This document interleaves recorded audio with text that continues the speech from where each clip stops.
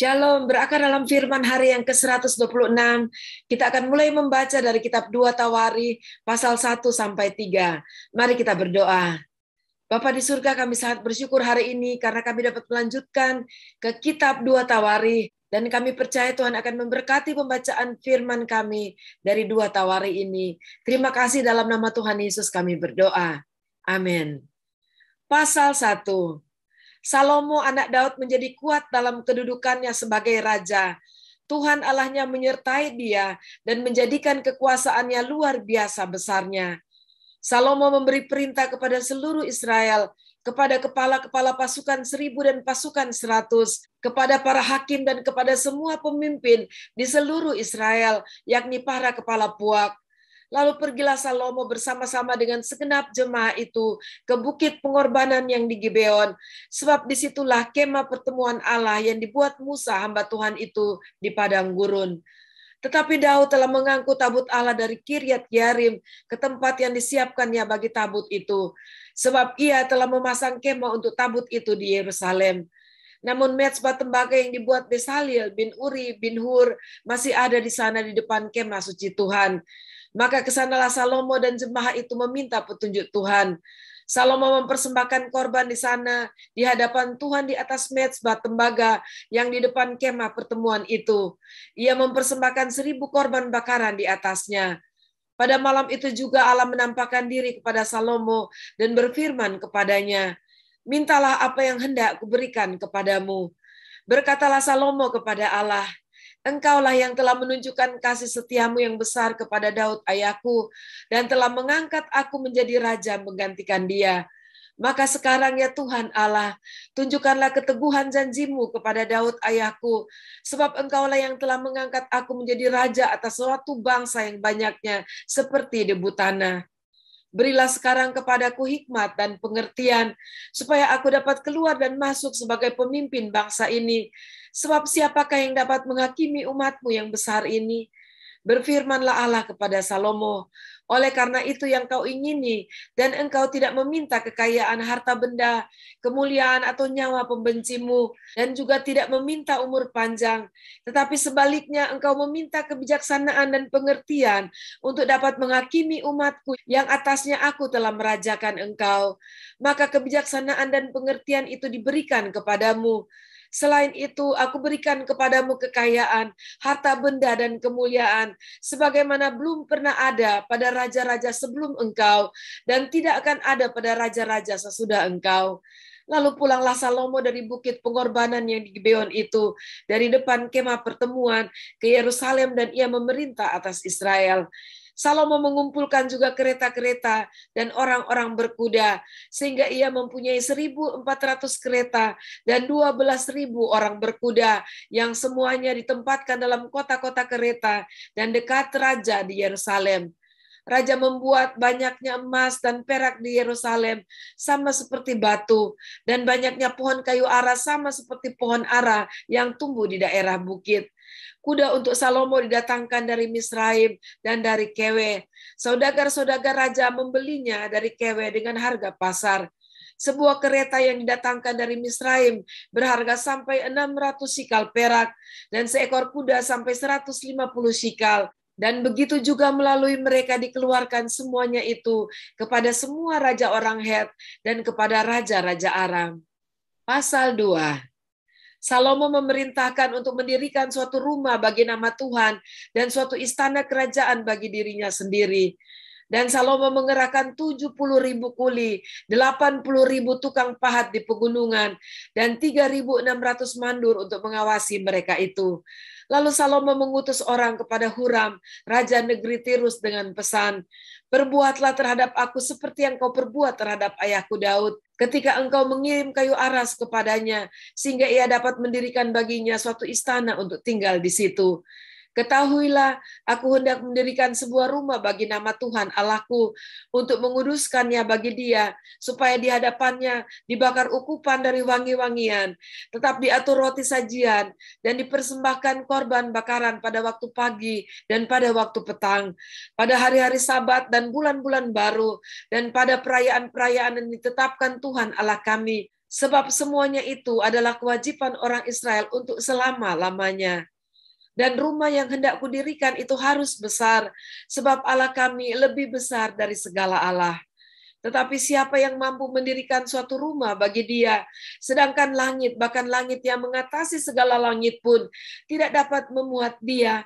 Dan siapakah aku ini, sehingga aku hendak mendirikan suatu rumah bagi dia, kecuali sebagai tempat untuk membakar korban di hadapannya? Maka sekarang kirimlah kepadaku seorang yang ahli mengerjakan emas, perak, tembaga, besi, kain ungu muda, kain kirmisi, kain ungu tua, dan yang juga pandai membuat ukiran untuk membantu para ahli yang ada padaku di Yehuda dan di Yerusalem yang telah ditunjuk ayahku Daud. Kirim juga kepadaku kayu aras, sanobar, dan cendana dari gunung Libanon, sebab aku tahu bahwa hamba-hambamu pandai menebang pohon dari Libanon. Dalam pada itu hamba-hambaku akan membantu hamba-hambamu untuk menyediakan bagiku sejumlah besar kayu, sebab rumah yang hendak kudirikan itu harus besar dan menakjubkan. Dan untuk tukang-tukang yang menebang pohon, kuberikan gandum 20.000 kor, jelai 20.000 kor, anggur 20.000 bat, dan minyak 20.000 bat sebagai bahan makanan bagi hamba-hambamu itu. Dan Huram Raja negeri Tirus mengirim surat balasan kepada Salomo yang berbunyi, karena Tuhan mengasihi umatnya, ia telah mengangkat engkau menjadi raja atas mereka. Lalu Huram melanjutkan, terpujilah Tuhan Allah Israel yang menjadikan langit dan bumi, karena ia telah memberikan kepada Raja Daud seorang anak yang bijaksana, penuh akal budi dan pengertian, yang akan mendirikan suatu rumah bagi Tuhan dan suatu istana kerajaan bagi dirinya sendiri. Maka sekarang aku mengirim seorang ahli yang penuh pengertian, yakni Huram Abi, anak seorang perempuan dari Bani Dan, sedang ayahnya orang Tirus. Ia pandai mengerjakan emas, perak, tembaga, besi, batu, kayu, kain ungu muda, kain ungu tua, lenan halus, dan kain kirmisi, dan juga pandai membuat segala jenis ukiran dan segala jenis rancangan yang ditugaskan kepadanya, dengan dibantu oleh ahli-ahlimu dan oleh ahli-ahli ayahmu, Tuanku Daud. Baiklah sekarang Tuanku kirim kepada hamba-hamba Tuanku gandum dan jelai, minyak dan anggur yang telah Tuanku sebutkan itu. Dan kami akan menebang kayu dari gunung Libanon sebanyak engkau perlukan, dan membawanya kepadamu dengan rakit-rakit melalui laut sampai ke Yafo, dan engkau dapat mengangkutnya ke Yerusalem. Lalu Salomo menghitung semua orang asing yang laki-laki yang ada di negeri Israel, sama seperti yang pernah dilakukan Daud ayahnya. Maka terdapatlah 153.600 orang, dan dari antara mereka 70.000 orang dijadikannya kuli, 80.000 orang tukang pahat di pegunungan, dan 3.600 orang mandur yang harus menyuruh orang-orang itu bekerja. Pasal 3. Salomo mulai mendirikan rumah Tuhan di Yerusalem di Gunung Moria, di mana Tuhan menampakkan diri kepada Daud ayahnya, di tempat yang ditetapkan Daud, yakni di tempat pengirikan Ornan orang Yebus itu. Ia mulai mendirikan rumah itu dalam bulan yang kedua, pada tahun keempat pemerintahannya. Inilah ukuran dasar yang dipakai Salomo untuk mendirikan rumah Allah. Panjangnya 60 hasta, menurut ukuran hasta yang lama, dan lebarnya 20 hasta. Balai di sebelah depan ruang besar rumah itu, panjangnya 20 hasta menurut lebar rumah itu, dan tingginya 120 hasta. Balai itu dilapisinya dari dalam dengan emas murni. Ruang besar dipapaninya dengan kayu sanobar. Kayu itu disaputnya dengan emas tua. Kemudian dipasangnya pohon korma dan untayan rantai di atasnya. Ruang itu dilapisnya juga dengan batu permata yang mahal-mahal sebagai perhiasan, sedang emasnya emas parwaim.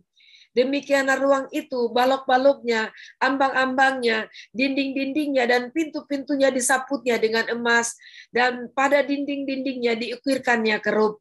Kemudian ia membuat ruang maha kudus, panjangnya 20 hasta menurut lebar rumah itu, dan lebarnya 20 hasta juga. Lalu ia menyaputnya dengan emas tua seberat 600 talenta. berat paku-paku 50 shikal emas, juga kamar-kamar atas zaputnya dengan emas. Ia membuat 2 kerup berupa pahatan di ruang Maha Kudus dan melapisinya dengan emas. Sayap kerup-kerup itu seluruhnya 20 hasta panjangnya. Sayap yang sebelah kerup yang satu 5 hasta panjangnya dan menyentuh dinding ruang. Sedang sayapnya yang sebelah lagi juga 5 hasta panjangnya dan menyentuh sayap kerup yang lain. Begitu pula sayap kerup yang lain itu 5 hasta panjangnya dan menyentuh dinding ruang. Sedang sayapnya yang di sebelah lagi juga 5 hasta panjangnya dan bersentuhan dengan sayap kerup yang pertama. Jadi sayap kedua kerup itu membentang sepanjang 20 hasta, sedang kedua kerup itu berdiri di atas kakinya dan menghadap ruang besar. Kemudian ia membuat tabirnya dari kain ungu tua, kain ungu muda, kain kirmisi, dan kain lenan halus, dan menggambarkan kerubim padanya. Di depan rumah itu dibuatnya 2 tiang yang tingginya 35 hasta, dengan ganja di kepalanya masing-masing setinggi 5 hasta. Lalu dibuatnya untayan rantai yang dipasangnya sebagai kalung di atas kepala tiang-tiang itu. Dan dibuatnya 100 buah delima yang dipasangnya pada untayan rantai itu. Tiang-tiang itu didirikannya di depan bait suci, yang satu di sebelah kanan dan yang lain di sebelah kiri. Tiang kanan dinamainya Yakin dan tiang kiri Boas. Demikianlah pembacaan dan pendengaran firman kita pada hari ini. Kita bersyukur memulai pembacaan dari kedua Tawari ini dan dimulai dengan kisah Salomo yang menjadi raja dan dikaruniakan Tuhan. Bukan hanya hikmat dan kebijaksanaan, tapi Tuhan berjanji untuk mengaruniakan kekayaan yang tidak ada taranya, baik itu dari raja-raja sebelumnya dan yang sesudahnya.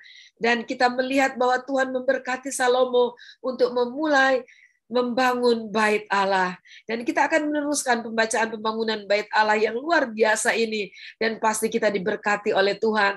Karena apa yang Tuhan sudah tentukan bagi Salomo untuk dilakukannya, Tuhan sendiri yang memperlengkapinya. Tetap semangat di dalam Tuhan, maju terus melakukan apapun yang diperintahkan Tuhan kepada kita. Karena kita tahu Tuhan tidak meninggalkan kita dan Tuhan akan memperlengkapi kita.